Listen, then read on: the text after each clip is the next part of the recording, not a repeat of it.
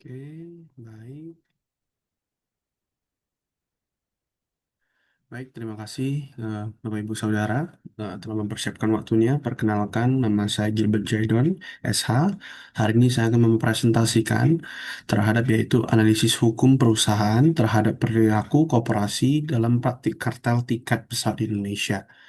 Jadi kita masuk ke next slide, yaitu tentang latar belakang. Nah, jadi perusahaan itu berperan penting dalam perekonomian. Kita pasti setuju ya, Bapak Ibu, tidak hanya mencari keuntungan, tetapi juga bertanggung jawab sosial. Karena kenapa? Perusahaan juga itu harus yang mendukung namanya perekonomian negara. Karena kalau tidak menguntungkan negara, untuk apa perusahaan dijadikan? Selanjutnya, hukum perusahaan dan persaingan usaha mengatur agar perusahaan beroperasi adil dan melindungi konsumen. Yang pastinya ada yang namanya perlindungan konsumen di dalam berbisnis ataupun dalam berdagang.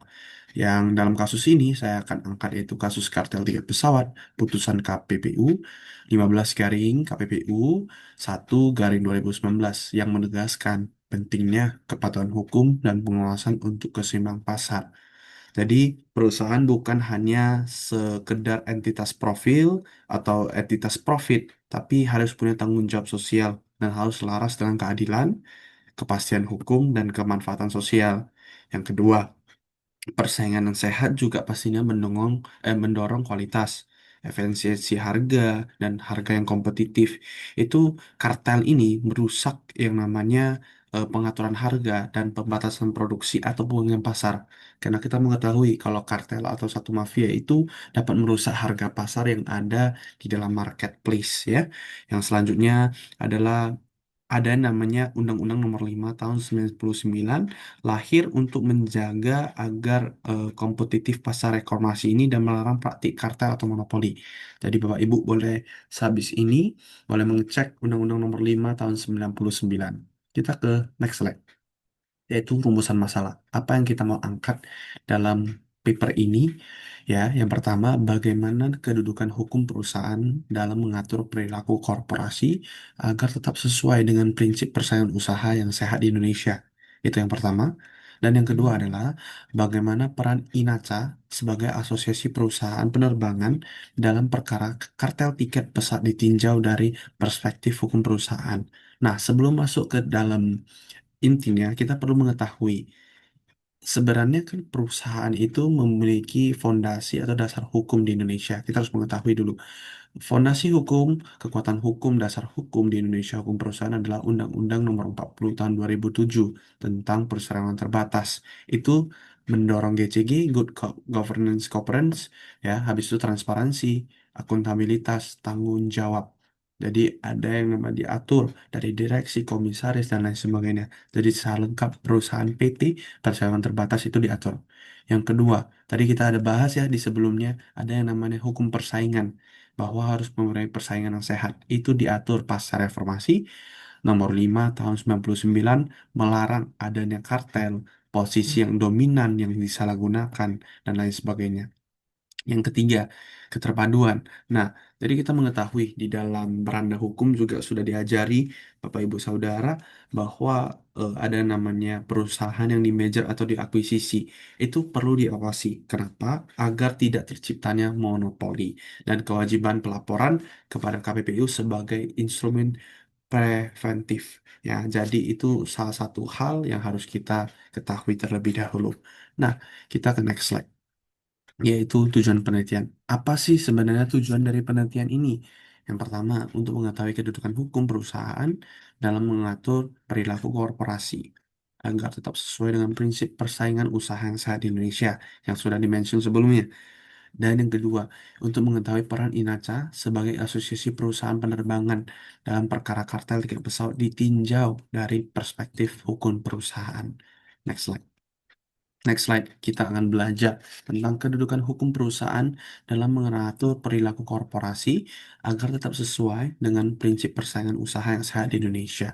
Nah, dalam hal ini kita harus belajar bahwa hukum perusahaan memegang peran penting dalam mengatur perilaku korporasi agar tetap sesuai dengan prinsip persaingan yang sehat di Indonesia, seperti yang sudah diulang-ulang di tadi. Dan selain mengatur pendirian dan pengelolaan perusahaan, hukum ini memastikan korporasi menjalankan yang GCG tadi, Good Corporate Governance, transparansi, dan tanggung jawab sosial. Nah, dengan dukungan regulasi yang seperti tadi saya maksud ya Bapak Ibu Saudara, yaitu Undang-Undang Nomor 40 2007, Undang-Undang Nomor 5 99, dan pengawasan KPPU. Ya, jadi singkat ceritanya agar terciptanya perusahaan atau bisnis yang baik dan benar.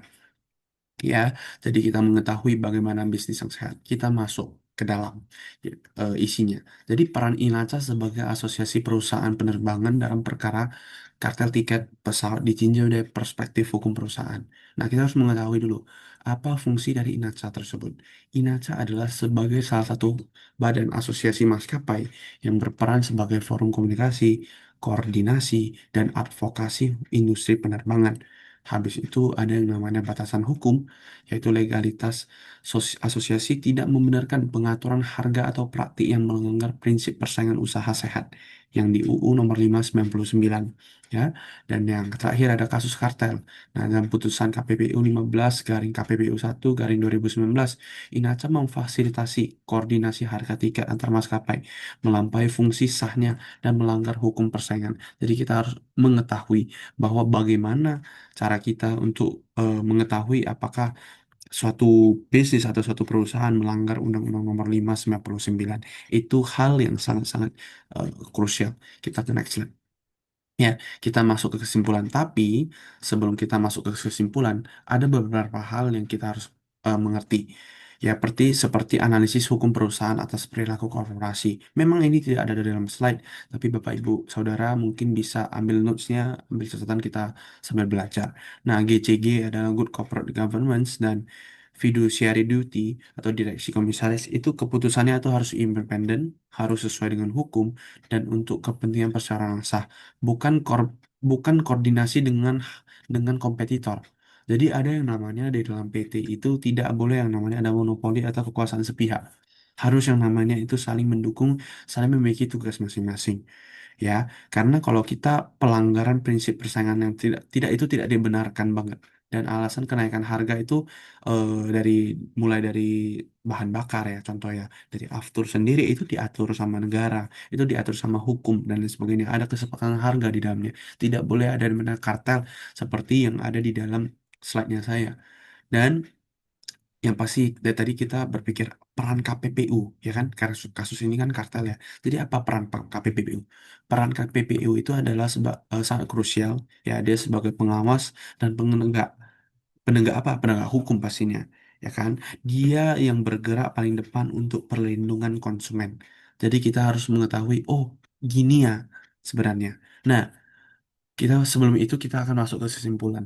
Apa yang kita dapatkan dari hari ini? Yang pertama, kedudukan hukum perusahaan. Hukum perusahaan penting untuk mengatur perilaku korporasi agar sesuai dengan persaingan usaha yang sehat, yang sudah saya sebutkan berulang-ulang. Yang kedua, kasus kartel tiket pesawat, putusan dan lain sebagainya menunjukkan maskapai diduga melakukan kesempatan harga melalui forum INACA. Nah, dan melanggar prinsip persaingan sehat di Undang-Undang mana? Undang-Undang Nomor 5 tahun 99.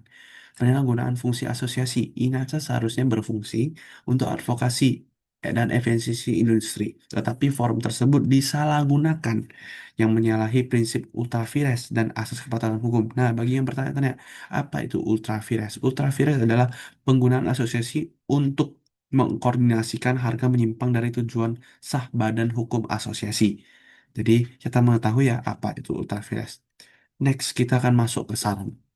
Saran ini memang bersifat spekulatif ya, tapi menurut saya eh, kita harus yang namanya perusahaan yang penerbangan itu harus perkuat good corporate governance (GCG) dan ambil keputusan bisnis secara independen tanpa koordinasi harga dengan kompetitor. Habis itu ada INACA, batasi fungsi pada advokasi kebijakan dan peningkatan kualitas industri serta susun kode etik. Nah, harusnya dalam kode etik itu di bintang-bintang itu sebenarnya itu mau di bold ya teman-teman dan Bapak Ibu Saudara agar kita mengetahui ya agar tidak melanggar hukum persaingan. Dan untuk KPPU sarannya apa? tingkatkan pengawasan preventif terhadap aktivitas asosiasi dan terapkan sanksi tegas, boleh digarisbawahi, terhadap pelanggaran. Dan yang selanjutnya, pemerintah susun kebijakan yang menyeimbangkan kepentingan industri, penerbangan, dan pelindungan konsumen. Jadi kita bukan hanya berfokus pada oh ada kartel, ya udahlah ya kita laporkan dan lain sebagainya. No, tapi kita harus tegakkan atau saya mau kasih masukan, kasih bawa pulang kita ada 3 poin ini. Yang pertama, kita dilarang koordinasi harga atau keputusan. Ya, keputusan itu harus independen. Ya, yang kedua, asosiasi bukan tempat membahas tarif, kapasitas atau market allocation. Jadi kita harus mengetahui hal-hal itu. Dan yang terakhir, siapkan compliance yang hidup seperti pelatihan, SOP, preclearance legal.